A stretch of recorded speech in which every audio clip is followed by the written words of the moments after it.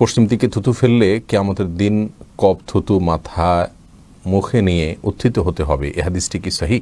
পশ্চিম দিকে থুতু ফেলার বিষয়ে আপনি যেটি জানতে চেয়েছেন সে বিষয়টি বিশুদ্ধ হাদিস দ্বারা প্রমাণিত। অর্থাৎ পশ্চিম দিকে থুতু, কপ ইত্যাদি, শ্লেষা ইত্যাদি নিক্ষেপ করা হাদিসে নিষিদ্ধ।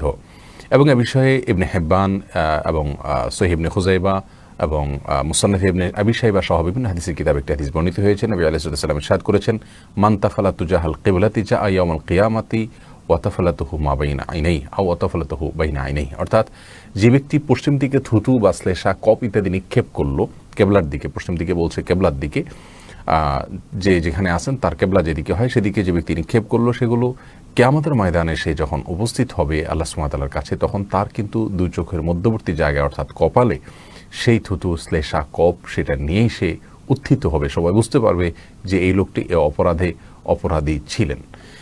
তো এই হাদিস থেকে পরিষ্কারভাবে আমরা বুঝলাম পশ্চিম দিকে ইচ্ছাকৃতভাবে থুতু, শ্লেষা, কপ ইত্যাদি নিক্ষেপ করা উচিত নয়। আমরা অজান্তে এতদিন যারা ফেলেছি তার জন্য তওবা করবো, ইস্তেগফার করবো, সামনে থেকে সাবধান হব। কখনো ভুলে ফেললে সঙ্গে সঙ্গে আমরা আল্লাহ সুবহানাহু ওয়া তাআলার কাছে ইস্তেগফার করবো, ক্ষমা প্রার্থনা করবো এবং পরবর্তী সময়ের জন্য সাবধান হয়ে যাবো ইনশাআল্লাহ বিইذনিল্লাহ।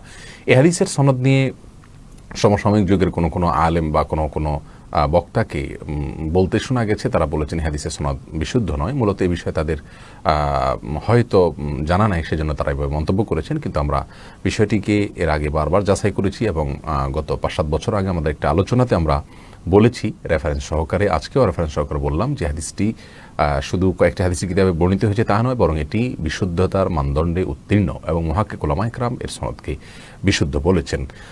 শেখ আলবানী রাহিমাহুল্লাহ সহ অনেক মুহাদ্দিসগণ, সমকালীন সময়ের অনেক মুহাদ্দিসগণ সহিহ বলেছেন। যার কারণে এই সম্পর্কিত হাদিসকে গায়রে সহিহ মনে করা এটা ভুল।